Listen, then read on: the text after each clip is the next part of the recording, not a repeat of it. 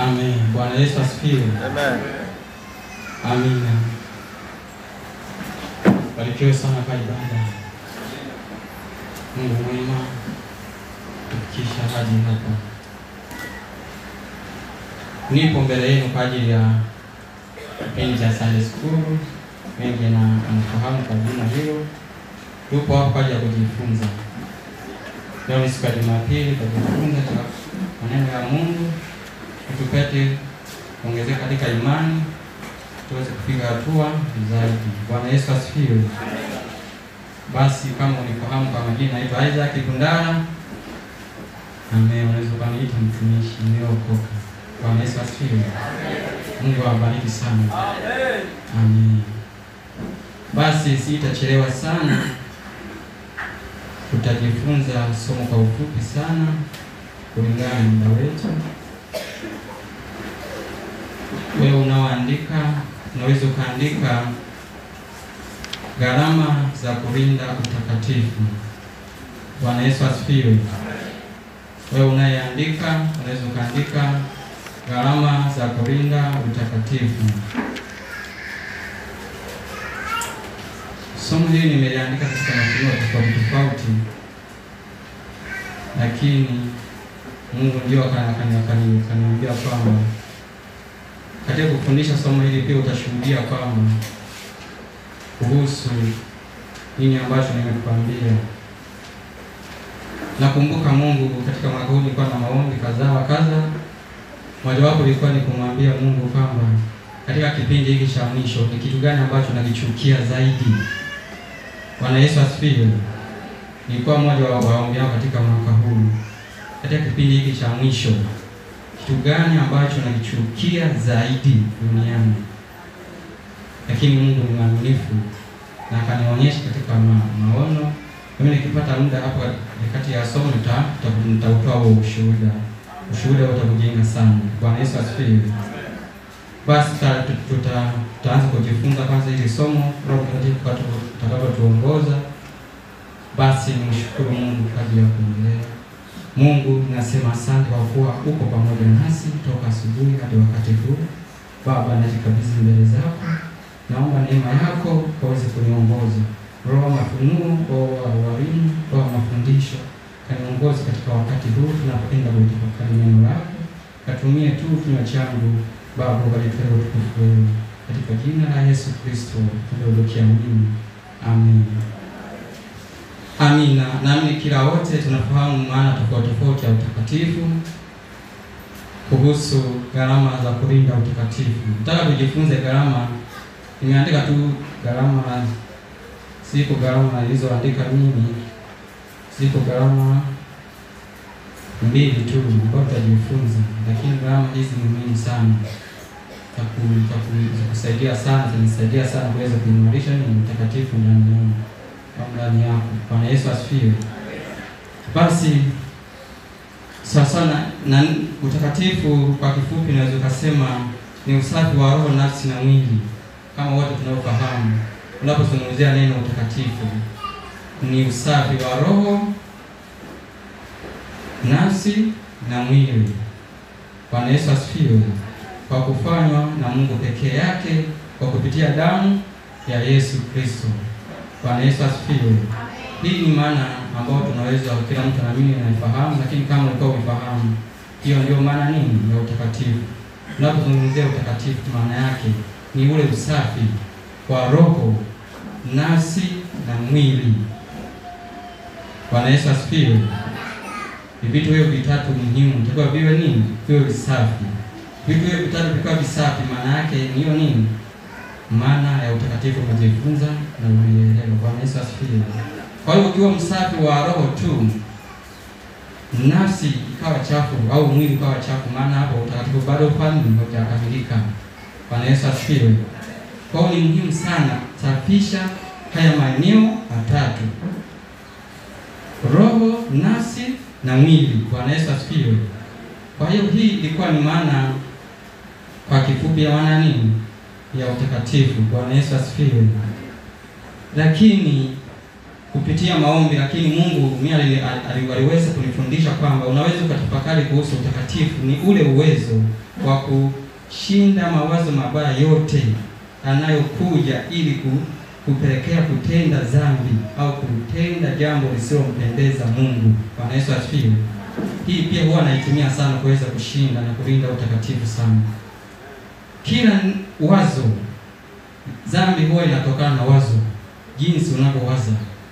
Kwa hiyo Mungu ananieleza kwamba ili kuweza kulinda utakatifu zaidi, lazima uwe na uwezo wa kushinda mawazo mabaya ambayo Mungu anapelekea kumchukiza. Bwana Yesu asifiwe. Kwa hiyo jinsi unapozidi kuyashinda yale mawazo mabaya ambayo yanakuja, ambayo yanasababisha kutenda dhambi, hapo ndio fani umejua nini maana nini ya utakatifu.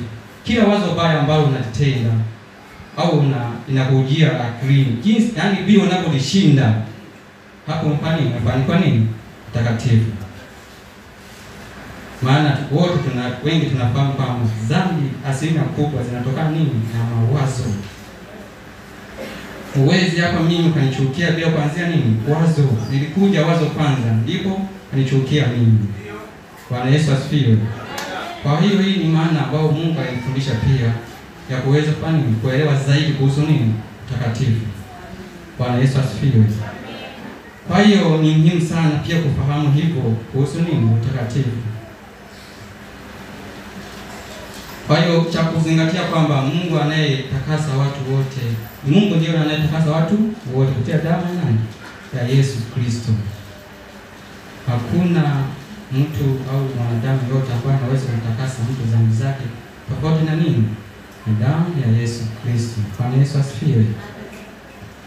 Bwana Yesu asifiwe sana. Sasa unaweza ukaandika Wathesalonike wa kwanza 5 na mstari wa 23. Amina. Nasema Mungu wa amani mwenye awatakasaye kabisa nanyi nafsi zenu na roho zenu na miili yenu muhifadhiwe muwe kamili bila lawama wakati wa kuja kwake Bwana wetu Yesu Kristo. Hiyo ni Wathesalonike wa kwanza 5 na mstari wa 23. Tumetambua hapa kumbe, yani Mungu ndiye msaada. Mungu ndiye anayeweza kutakasa nafsi, roho na mwili. Tofauti na hapo ni hapana. Bwana Yesu asifiwe. Kwa hiyo Mungu ndiye suluhisho la kuweza kutakasa maisha ya mwanadamu. Bwana Yesu asifiwe.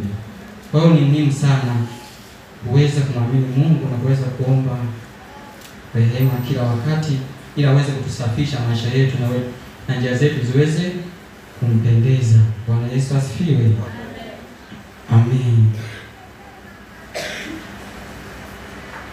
Sawa na hiyo Wakorinto, na mimi wengi tunaifahamu ile Wakorinto wa pili 7 mstari wa kwanza, na inaikieleza vizuri kabisa, ambayo inasema kwamba basi wapenzi wangu, neno linatuambia basi wapenzi wangu, kwa kuwa tuna ahadi hizo, basi wapenzi wangu, kwa kuwa tuna ahadi hizo, na kujitakase nafsi zetu na uchafu wote wa mwili na roho, huku tukitimiza utakatifu wa kumcha Mungu. Huu mstari unajieleza kabisa. Hata kama unajua kusoma vizuri Kiswahili, na mimi utapata mafuno kwamba inasema kwamba basi wapenzi wangu, kwa kuwa tuna ahadi hizo, basi tujitakase nafsi. Kwa hiyo kitu cha kwanza na cha muhimu, takasa nafsi yako. Nafsi yako kuna vitu gani ambavyo vinapelekea kumkosesha Mungu? Bwana Yesu asifiwe. Nafsi yako, Mungu anatuambia tutakase nafsi zetu, tutakase roho zetu. Bwana Yesu asifiwe. Hapa tuko katika utangulizi wa nini? Wa hizi gharama za kulinda nini? Utakatifu. Tupo kwenye utangulizi wa gharama za kulinda, sawa na somo letu linasema gharama za kulinda utakatifu. Kwa tumesoma hii Wakorinto wa pili sura 7 sura kwamba Mungu anatuambia kwamba tujitakase nafsi zetu, roho zetu. Kwa hiyo nafsi zetu zikiwa safi, roho zetu zikiwa safi, na mimi na Mungu atakufurahia. Bwana Yesu asifiwe. Amen. Bwana Yesu asifiwe. Amen. Maana nafsi yako ikiwa safi, roho yako ikiwa safi, na mimi hata kama wazo baya likija utaweza kulishinda. Bwana Yesu asifiwe. Wazo lote baya likija utaweza nini? Kulishinda na utakataa. Mawazo mabaya huwa yanakuja, inaweza kaja tu au mtu akaja tu kuongea na wewe. Na hilo ni wazo anakuletea, anaweza kutumia njia ya mtu akaja katika pande wako kushirikisha, lakini kupitia nini? Ufahamu wako, kwa sababu nafsi yako ni safi na roho yako ni safi, unaweza kujitenga na kufanya kalinda utakatifu wako. Bwana Yesu asifiwe. Kwa hiyo ni muhimu sana pia kufuatilia hilo andiko. Lakini kama nilivyosema kwamba chanzo cha utakatifu ni nini? Ni toba. Chanzo cha utakatifu ni toba. Toba ndio inamsafisha mtu. Utakatifu si wa vijana tu, utakatifu ni wa watu wote, watoto, wamama, wababa, vijana, wazee. Maana nitakushuhudia kidogo hapa jinsi Mungu alivyonionyesha kwa kidogo tu, jinsi Mungu anavyokagua utakatifu. Bwana Yesu asifiwe. Tuendelee. Kwa hiyo sasa Zaburi inajieleza kwa uzuri.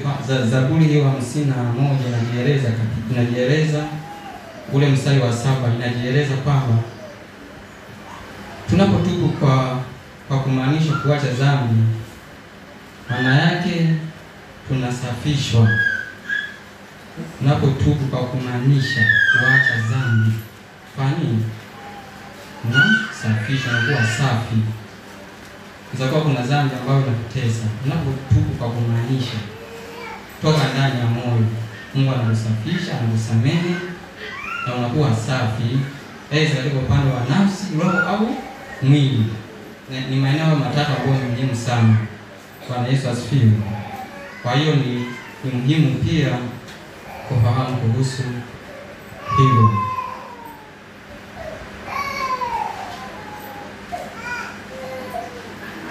Lakini cha kuzingatia sana, mimi nimeandika hapa, nimeandika angalizo. Kwa upande wangu nimeandika angalizo. Zingatia kulinda moyo. Nimeandika hivi. Zingatia kulinda nini? Moyo. Maana chanzo cha mambo yote nini? Yanatoka ndani ya nini? Ndani ya moyo. Moyo wako umebeba vitu gani? Bwana Yesu asifiwe. Chanzo cha mambo yote, asilimia kubwa natoka ndani ya nini? Ya moyo. Biblia imesema wazi katika maandiko tofauti, moyo wako umebeba nini. Kwa hiyo ni muhimu sana kufuatilia moyo wangu umebeba vitu gani katika wakati huu, ili siku ile ya mwisho sijafanya nini? Nakataliwa. Maana vile ambavyo umebeba moyoni ndivyo ambavyo vinatokea nini? Mwilini vinatokea. Bwana Yesu asifiwe. Haiwezekani kwamba moyoni umebeba, moyo wako umejaa utakatifu, hapo matunda yake yawe nini? Mabaya. Kwa hiyo kumbuka hicho. Mimi naandika angalizo. Kumbuka kulinda nini? Kumbuka kulinda moyo. Kwa cha kulinda kuliko vitu vyote nini? Moyo. Moyo wako ulinde, moyo wako ukabidhi kwa Mungu. Bwana Yesu asifiwe. Haleluya. Kwa hiyo cha kwanza kabisa ambapo unapaswa kulinda ni nini? Ni moyo. Moyo wako ukabidhi mbele za Mungu. Mungu autawale moyo wako. Mungu akiutawala moyo wako, naamini hata maisha yako, matokeo yako atakuwa kumpendeza Mungu. Bwana Yesu asifiwe. Kwa hiyo ni muhimu sana kulinda nini? Kulinda moyo. Na hii tutasoma baadhi ya maandiko kuhusu hicho kipengele cha nini? Cha moyo. Kulinda moyo. Misali 4 mstari wa 23. Misali 24 na mstari wa 23. Misali 4 mstari 4 23. Nasema utakatifu upo moyoni, unaitwa chemchemi ya uzima. Biblia inasema kwamba linda moyo wako kuliko vyote unavyolinda, maana ndiko zitokako chemchemi za uzima. Kwa hiyo ndani ya moyo kuna kitu kingine ambacho tunajifunza moyoni. Yaani moyo wako ukiukabidhi ndani ya Mungu, itatokea tu lazima chemchemi za uzima ziweze kuzaliwa. Bwana Yesu asifiwe. Kwa hiyo ni muhimu sana kuhusu kulinda moyo.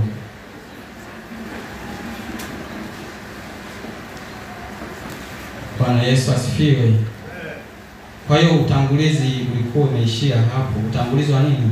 Kwa gharama za kulinda utakatifu, ambao hapo tumejifunza kuhusu nini? Utakatifu kwa upana zaidi. Tumetambua kwamba utakatifu ni ule usafi wa nafsi, roho na nini? Na mwili. Kwa hiyo wewe kama unaona kuna changamoto katika nini? Katika upande wa roho au nafsi au mwili, basi pambana uweze kuweka sawa. Bwana Yesu asifiwe. Inaweza kuwa ni kijana kama mimi, mama, ni baba, ni kaka yangu, babu, lazima katika maeneo haya matatu uweze kuweka nini? Sawa.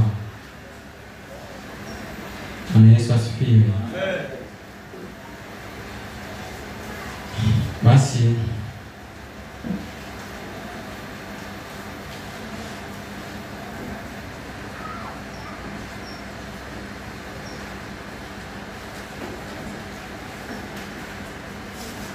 tutashuhudia kwa ufupi, kisha tutamalizia hizi gharama mbili, maana si pamoja tu tutatumia muda mwingi sana.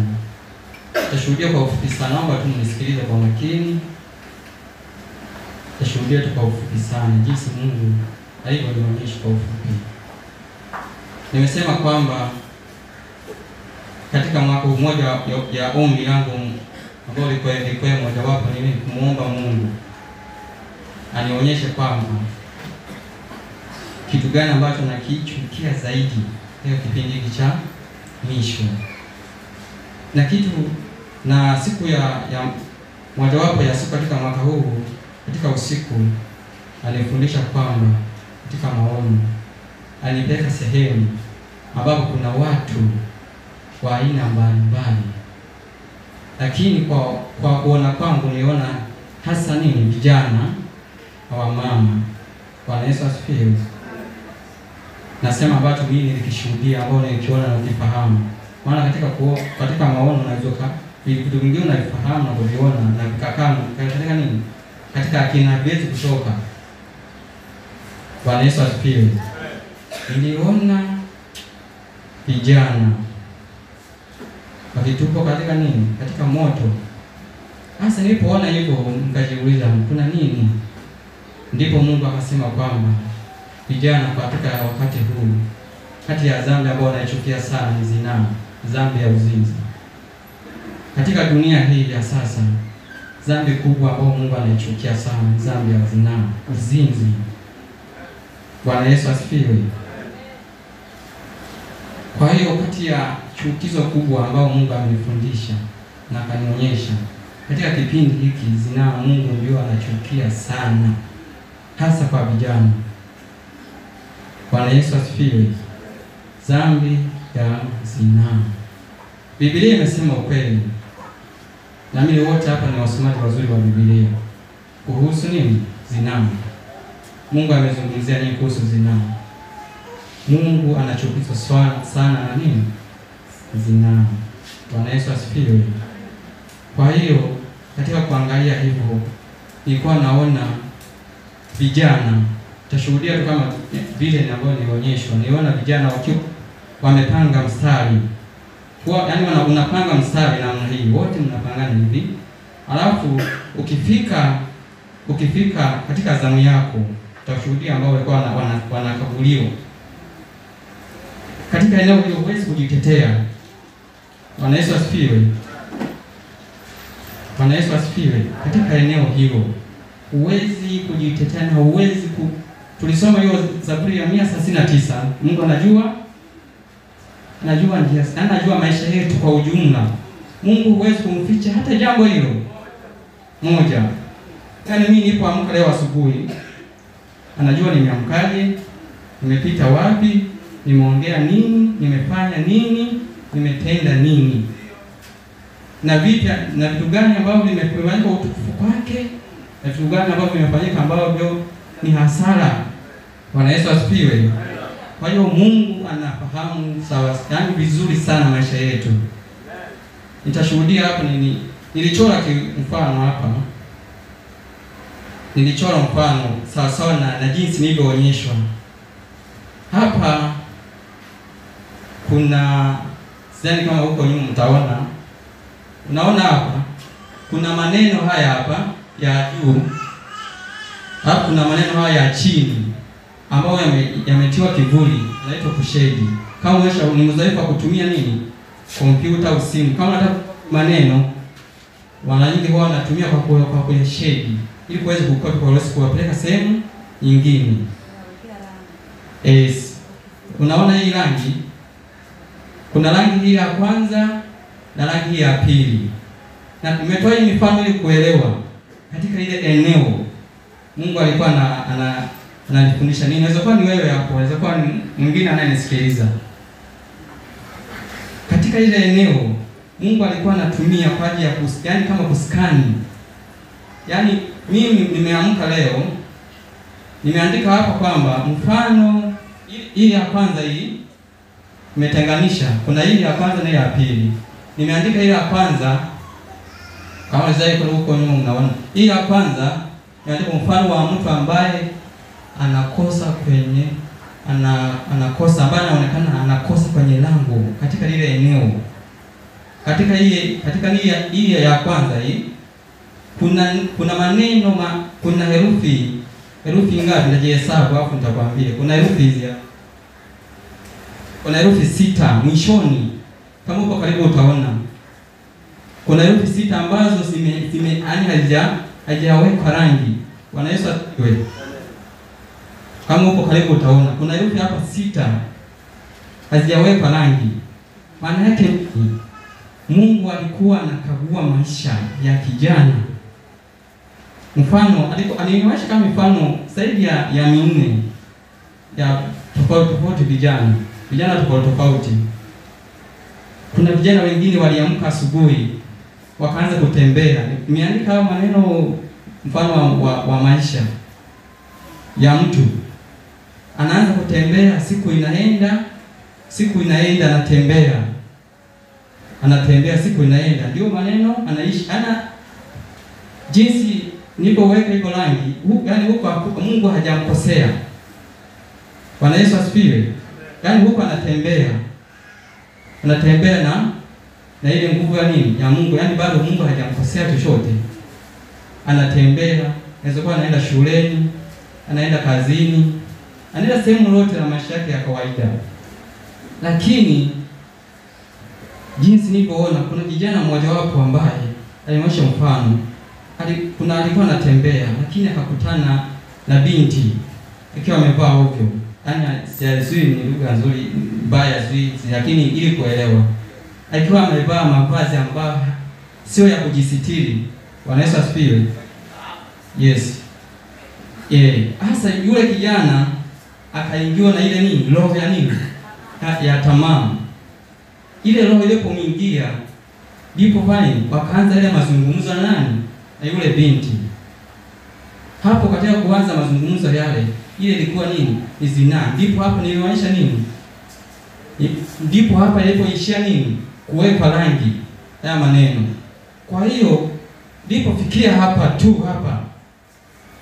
Yaani unajiona, sio kwamba ujioni, unajiona kwamba ulikuwa unatoka unaenda, kapita shuleni, kapita wapi, ukakutana yule binti, mkaongea hivi na hivi. Kwa hiyo hamna kujitetea.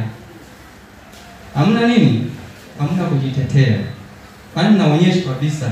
Na ukifikia tu hapa umemkosea Mungu, unatupa moja kwa moja motoni. Ndipo mfano ya vijana wote watatu, kati ya vijana watatu ambao Mungu alionyesha. Ni hivyo, nilikuwa nafanya hivyo. Natembea kufika hatua na nikosea Mungu anatupa motoni. Na pale huwezi kujitetea kwa sababu pale ni yule yaani unajua kabisa kwamba kweli hapa Mungu nimemkosea. Hauwezi kujitetea. Ilikuwa ni hatari. Nataka tujifunze nini vijana? Ulinde utakatifu. Katika kipindi epuka sana ni dhambi ya zinaa. Dhambi ya zinaa ni hatari. Linda utakatifu wako. Linda utakatifu. Utakatifu ni wa thamani sana. Utakatifu ni wa thamani sana sana sana.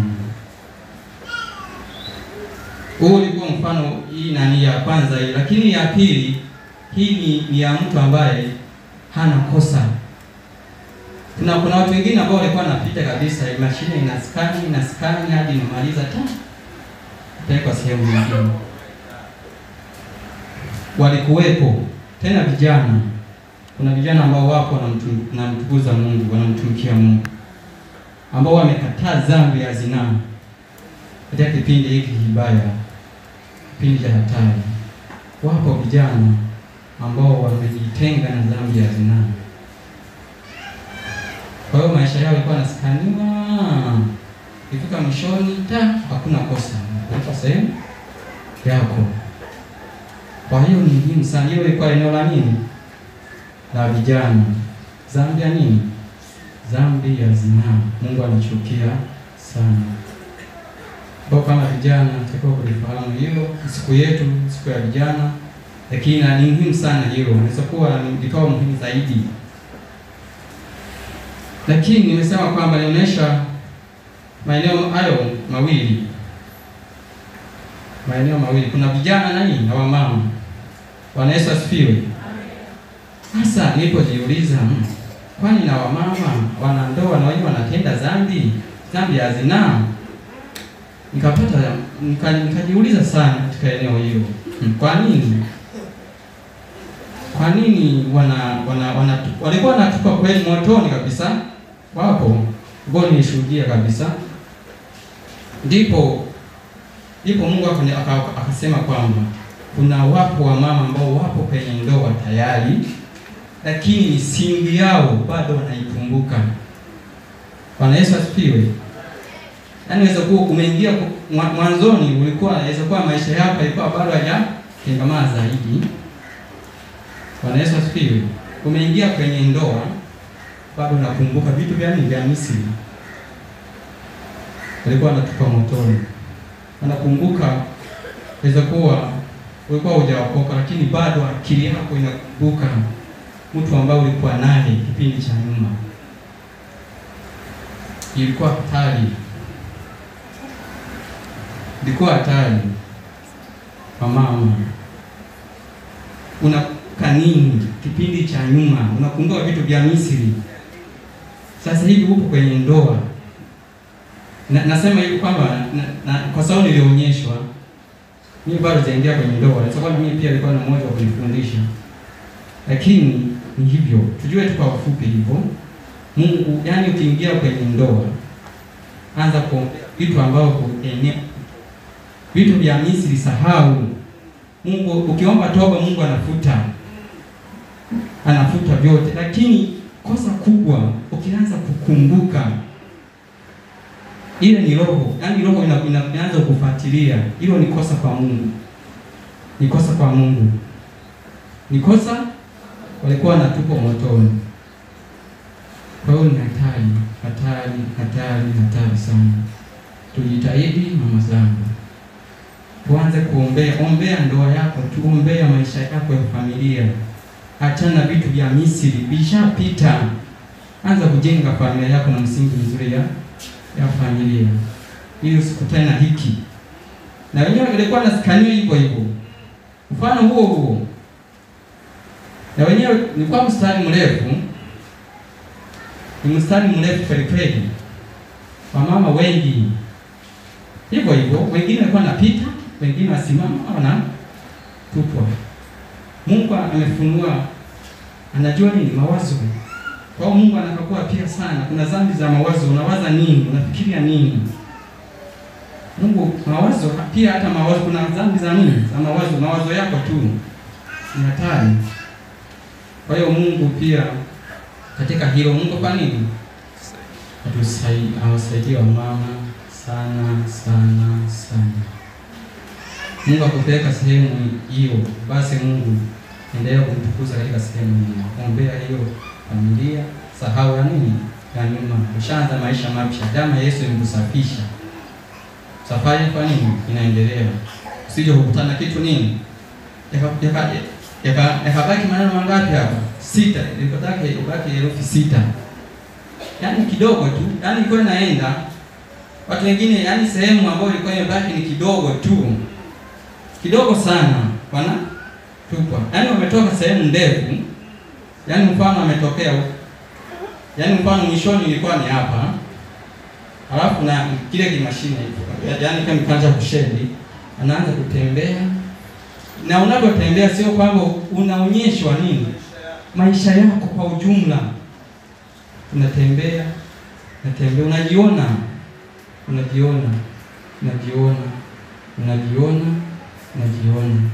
Nafika hapa, Mungu anakukagua, anaangalia, anaona mawazo yako. Kuna kipindi fulani uliwaza mtu, mawazo yako, bado nakumbuka Misri. Basi na uwezo, yani Mungu anajua hadi mawazo Mungu anafahamu mawazo. Mungu anafahamu mawazo. Kwa hiyo kwa ufupi ilikuwa ni jimbo kuhusu nini? Dhambi ya zinaa, Mungu ambaye fanya alinionyesha katika kipindi hicho cha maono. Kwa hiyo tujilinde. Vijana tujilinde, wamama tujilinde, tusimame tushatakaswa na damu ya Yesu. Tuendelee mbele. Vijana jua tunaweza. Tumesema pale vijana ni nguvu zetu. Tunaweza. Bwana Yesu asifiwe.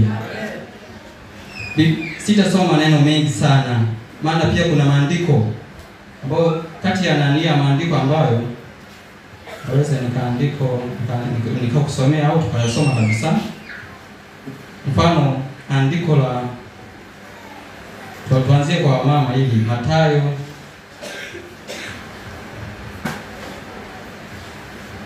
5:27-29. Mathayo 5:27-29.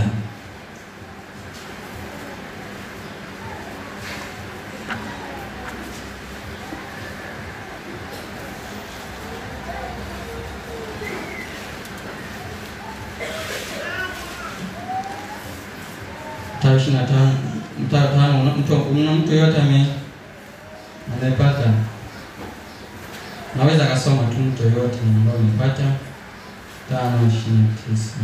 Mathayo 5:27-29. Kwa nini? Ndio. Sura ya 5 mstari wa 27 hadi 29. Mmesikia kwamba imenenwa usizini. Lakini mimi nawaambia, kila mtu atazamaye mwanamke kwa kumtamani amekwisha kuzini naye moyoni mwake. Ndio. Jicho lako la kuume likikukosesha, ling'oe ulitupe mbali nawe, kwa maana ya kufaa kiungo chako kimoja kipotee, wala mwili wako mzima usitupwe katika jehanamu. Amen. Kiungo chako, mawazo yako pia ni kiungo. Mawazo yako, yaani mawazo tu ni kiungo. Ombea mawazo, unakumbuka nini? Futa kiungo cha mawazo, yaani mawazo yako yashinde. Mawazo yako unawaza nini?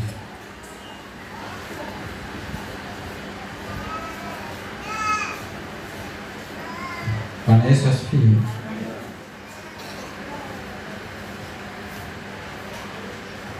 Zaburi inasema na pia kwa mama hiyo Zaburi 139 pia ni andiko ambalo linahusu vile. Zaburi ya 139 mstari wa kwanza hadi wa 8. Ndipo Mungu anajua maisha yetu, mawazo yetu. Mungu anakagua, anajua, huwezi kumficha chochote. Zaburi ya 139 mstari wa kwanza hadi wa 8 inafahamu. Kwa hiyo Mungu huwezi kuficha. Mawazo jinsi unavyowaza, Mungu anafahamu. Ndipo alikuwa na wahukumu ile ndiko ndio hazina kubwa hili andiko. Watu wa mama wengi ndio walifanya na wahukumu. Mungu anafahamu, huwezi kuficha chochote. Kwa hiyo Mungu tusaidie sana hao maandiko tuweze kuyapitia tukipata muda zaidi. Amina. Bwana Yesu asifiwe. Kwa ushuhuda nitaishia hapo. Mungu abariki sana ambao umesikia, lakini chukua nini? Chukua hatua. Kataa. Uwezo wa kushinda zinao unawe kijana na nguvu zipo. Na kati ya njia ambazo unaweza kukimbia, njia ya kwanza ni kukimbia. Zinao uwezo kushinda ukiwa umekaa hapo hapo. Njia ya kwanza ni kwa nini? Kukimbia. Tazama nani? Mfano mzuri. Mzani kama hapo niandika. Mfano mzuri ni Yusufu. Na mimi wote tunafahamu. Yusufu katika kitabu kile cha Mwanzo 39:11 hadi 12. Yusufu, tazama jaribu la Yusufu, hivi ni kitu gani ambacho kilimsaidia Yusufu? Alikaa hapo hapo. Yusufu alikimbi, akaacha nini? Acha mavazi yake. Hasa usisubiri vitu ambavyo vimechukuliwa. Usiviache. Ukimbilie Yesu.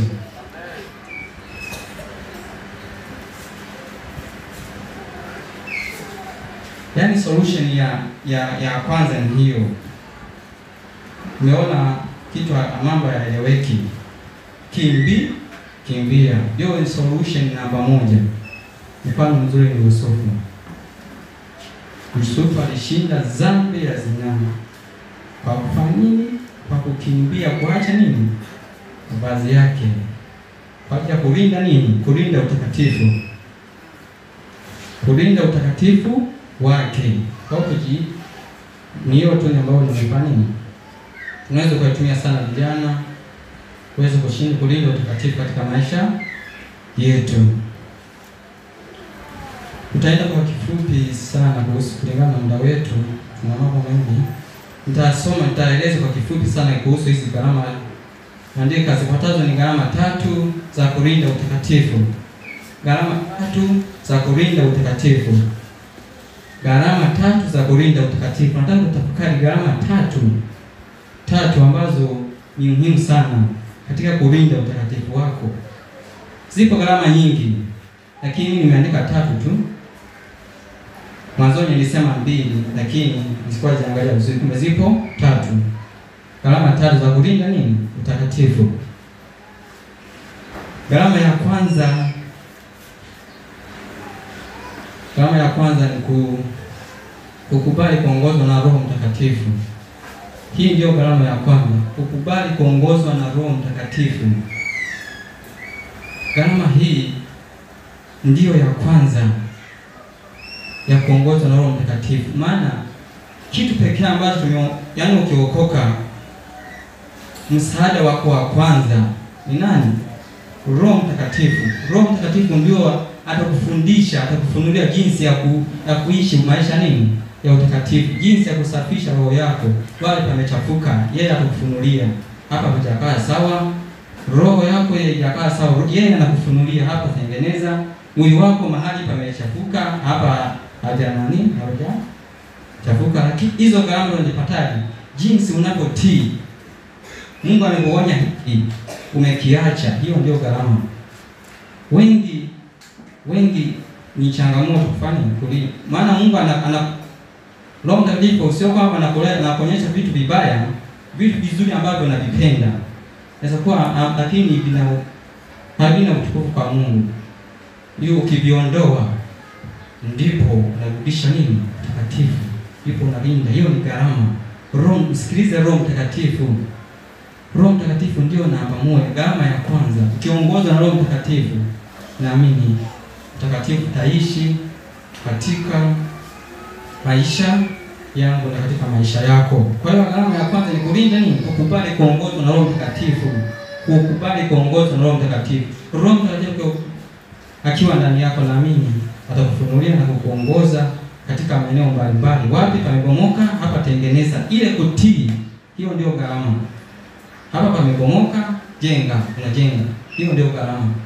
Ukijenga unalinda nini? Mtakatifu. Maisha nini? Yaani ili isije kabaki maneno mangapi? Herufi chache. Zili kabaki herufi nini? Chache. Kwa kikwazo. Bwana Yesu asifiwe. Nitakusomea tu maandiko utayasoma mwenyewe kulingana na muda wetu. Yohana ambaye anaeleza kuhusu nini? Gharama za kuongozwa na Roho Mtakatifu. Ni Yohana 14:26 hadi 27. Yohana 14:26 hadi 27 anaeleza jinsi umuhimu wa Roho Mtakatifu. Roho Mtakatifu ana umuhimu gani katika maisha ya Mkristo? Roho Mtakatifu ana umuhimu gani katika maisha nini? Ya Mkristo. Pia na Wagalatia 5:22 na hadi 25. Hii inaunganisha na nini? Na yale matunda ya Roho. Maana matokeo ya Roho Mtakatifu lazima tuwe upendo, uvumilivu, yote yale mazuri. Kwa hiyo ukikubali kuongozwa na Roho Mtakatifu lazima ufanye nini? Yale matunda, yale uvumilivu, upendo, utu wema, yote. Maana ndio matokeo ya kuongozwa nani? Na Roho Mtakatifu. Kijana, ukubali kuongozwa nani? Na Roho Mtakatifu. Na mimi na maisha yetu yatakuwa mazuri, pendeza Mungu. Hiyo ilikuwa gharama ya kwanza. Gharama ya pili nimeandika gharama ya uvumilivu na kustahimili maneno ya watu. Gharama ya uvumilivu na kustahimili maneno ya watu. Katika maisha ya utakatifu umemkubali Yesu, umempokea Yesu Kristo kuwa Bwana na Mwokozi wa maisha yako. Lazima gharama ya uvumilivu iwepo, haiwezi kukwepeka. Bwana Yesu asifiwe. Kuna mahali utapitia, kuna changamoto, misukosuko, panahitajika nini? Uvumilivu ili kulinda utakatifu. Bwana Yesu asifiwe. Kuna mahali, kuna maneno utayasikia unasemwa kwa sababu umekubali kuongozwa na Roho Mtakatifu. Maana yeye ndiye anakufundisha, vaa hivi, usivae hivi. Kwa hiyo yaani unapovaa kuna mtu anakuchukia. Kuna mtu anakusema yale maneno. Hiyo ni gharama. Jinsi unavyozidi unaweza unasikia lakini unayashinda. Hiyo ni gharama. Unastahimili yale maneno kwa kumwangalia Mungu na kulinda utakatifu wako na utakatifu wangu. Uvumilivu. Ongeza uvumilivu katika maisha yako. Kama maneno sifa masikio. Maneno utasikia kwa sababu umekubali. Kwa maana njia ya holiness, njia ya utakatifu. Njia ya utakatifu lazima utakutana nini? Na maneno. Utakutana na misukosuko, lakini uvumilivu wako ndipo utakufanya kuweza kushinda nini? Kushinda hayo maneno. Uvumilivu wako. Kwa hiyo ni muhimu sana pia. Katika kulinda nini? Uvumilivu. Kwa hiyo kulinda utakatifu katika maisha ya Mkristo. Hiyo ilikuwa ya pili. Uvumilivu na maneno. Kuna maneno utasema kijana. Na ndio umeokoka sasa ni kijana. Kijana umeokoka. Au ni maneno. Wao anasema. Wengine wanasema bado sisi bado kwanza tuna dunia ndio hii imefikia hapa. Kwa hiyo tusubiri. Dunia hiyo sio yani ya dunia shoni sana. Kwa hiyo tujitahidi kuishi maisha matakatifu. Vumilia hayo maneno, vumilia hiyo msukosuko. Kwa sababu unalinda nini? Mtakatifu katika maisha yako. Bwana Yesu asifiwe. Na hapo maandiko sita yasoma hivi na kusomea kwa ajili ya baadaye ukipata muda utajifunza. Ni Yakobo 1, Yakobo sura ya 1 mstari wa 2 hadi wa 5. Inaeleza nini? Uvumilivu. Yakobo sura ya 1 mstari wa 2 hadi wa 5 inaeleza uvumilivu. Uvumilivu. Pia na Wakolosai wa 1 mstari 1 wa 11 inaeleza kuhusu nini? unahusu kuhusu uvumilivu. Lakini ya mwisho na gharama ya mwisho ambayo nitahitimisha kwa hii ya mwisho ni gharama ya kuacha visababu. Mimi nimeandika gharama ya kuacha visababisha dhambi. Nimeandika hivyo kwa sababu ili jinsi niweze kuelezea vizuri. Mimi nimeandika hivyo. Kuna vitu ambavyo kuna gharama ya kuacha visababisha dhambi. Kuna vitu ambavyo vinakupelekea kutenda dhambi. Kuna vitu ambavyo vinakupelekea kutenda dhambi. Lazima ufanye nini? Kuviacha. Tumesoma ile andiko la Mathayo ile. Mathayo ameeleza mkono nini ukikosesha ukate. Sikio liukosesha nikate. Jicho liukosesha ling'oe. Mungu mzuri, Mungu ametoa na majibu. Yaani mtihani ambao una majibu. Hesabu kwa changamoto yako kubwa ni nani? Ni marafiki. Marafiki ndio wanakupeleka kutenda dhambi. Suluhisho nini? Kuachana nao. Ndio kung'oa. Bwana Yesu asifiwe. Hesabu hiyo ni gharama. Ndio maana nikaandika hapa gharama. Kuachana na marafiki ambao umezoea nao ni gharama. Na itahitajika nini? Moyo, yani maamuzi. Kuna wakati utashindwa, omba msaada kwa watumishi. Kuna kitu hiki na hiki kinanisumbua. Nisaidie ukifanye kuking'oa au kuvikata. Kuna vitu vingine utavihurumia kuvikata. Njoo kwa watumishi wa Mungu. Tutakusaidia kufanya kuving'oa na kuvikata. Bwana Yesu asifiwe. Kwa hiyo hii ni gharama ambayo ya mwisho, gharama ya kuacha visababisha dhambi. Kuna visababisha dhambi. Rafiki tu ndo anakupelekea kutenda dhambi. Basi achana naye.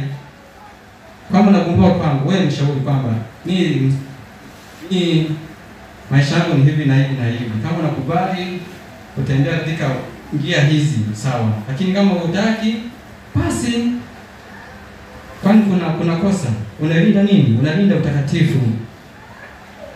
Bwana Yesu asifiwe. Kwa hiyo kuna muhimu sana wa kuvitenga na vitu ambavyo vinakupeleka kutenda nini? Kutenda dhambi. Maneno tu. Rafiki wanakuja tu kupiga story, mwishowe dhambi. Suluhisho nini? Achana na yale makundi. Maana anakuja mtu anapiga story nyingi, mwishowe naenda kuelekea nini? Kwenye dhambi. Basi achana naye, mwambie unajua kabisa huyu mtu akija kwangu story hatima yake ni mbaya. Msalimie, mwambie mtumishi kwa siku ya leo ngoja ndio na majukumu haya naomba utakuja wakati mwingine. Umejitenga naye.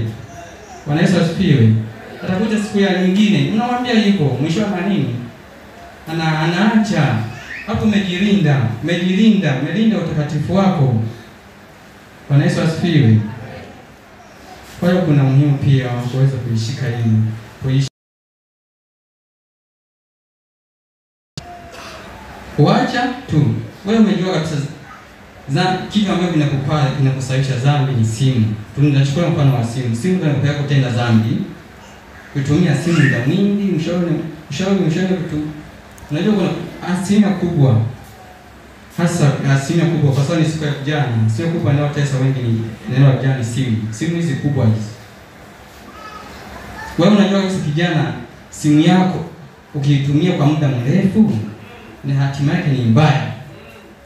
Basi achana nayo. Kama yani sababu yako ni nini? Ni mtandao fulani. Sitataja ile mitandao. Sababu yako ni inakupeleka dhambi ni mtandao fulani. Utaishindaje hiyo dhambi au utamwaje? Au utakataje? Huo mtandao block, futa kwenye simu. Ukifuta kwenye simu umeshinda.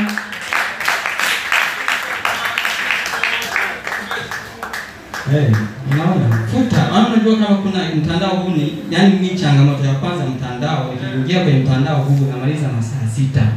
Nikitumia masaa ya kwanza, saa ya pili, saa ya tatu natenda dhambi. Futa. Ukiona unakusumbua, wapo watumishi Mwambie mtu, mimi nimekuja naona download lakini nimefunda kufuta.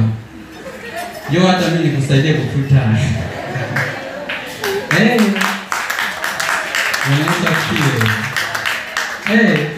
Mimi kufuta na juu kufuta kwenye simu, ile kwa kompyuta tunafuta hiyo file. Asante. Na tunaombea. Na tunaombea hiyo simu na simu inaokoka. Haleluya. Amina. Amen. Simu zetu zimeokoka. Simu zetu zinamtumikia Mungu. Simu zetu zimeokoka nazo. Simu yako imeokoka kwa simu yako imeokoka kwa muokoka ni vitu ambavyo vinaendana. Haviendani. Ni vitu ambavyo vinaendana. Hakuna. Na simu yako iokoke. Kwenye simu yako kuna vitu gani? Kuna vitu gani vya asili kwenye simu yako? Hiyo vitu vya asili vivute. Asante. Simu yako ifanyaje? Iokoke. Message unazozituma zinaokoka. Haleluya. Amen. Simu zako unazozituma zimeokoka. Na message. Hizo message unazotuma zimeokoka. Na message pia zimeokoke. Maana Mungu anajua, nimesema hapa, Mungu ana hadi message ambayo unaichati hiyo uliandika ile. Imeorozeshwa. Uliandika kitu gani? Kile kinamaanisha nini? Hatima yake ilikuwa ni nini? Wewe Mungu huwezi kumficha chochote. Kwa na message zetu ziokoke ili siku ya mwisho tunapofika kwa lango ile ya ile hadi mwisho tunaenda mbinguni. Haleluya. Amen. Basi Mungu awabariki sana kwa kipindi hiki. Mungu awabariki sana kwa wote ambao mmenifuatilia na kunisikiliza, na Mungu awabariki. Basi nitamshukuru kwa ajili ya somo. Mungu ninasema asante kwa sababu Mungu umekuwa pamoja nasi. Baba, tazama tumetafakari somo lako. Umenitumia kama chombo tu. Baba, nasema asante kwa sababu Mungu unapenda tuweze kufundishika na kuweza kuyaishi maneno yako. Baba, tunasema asante kwa sababu umetufundisha vijana, umetufundisha wamama, umefundisha baba, umefundisha kanisa kwa ujumla. Yesu Kristo, tunasema asante. Baba, wewe peke yako utukufu na sifa zirudi kwako. Katika jina la Yesu Kristo, na watu wote tuseme amen. Amen.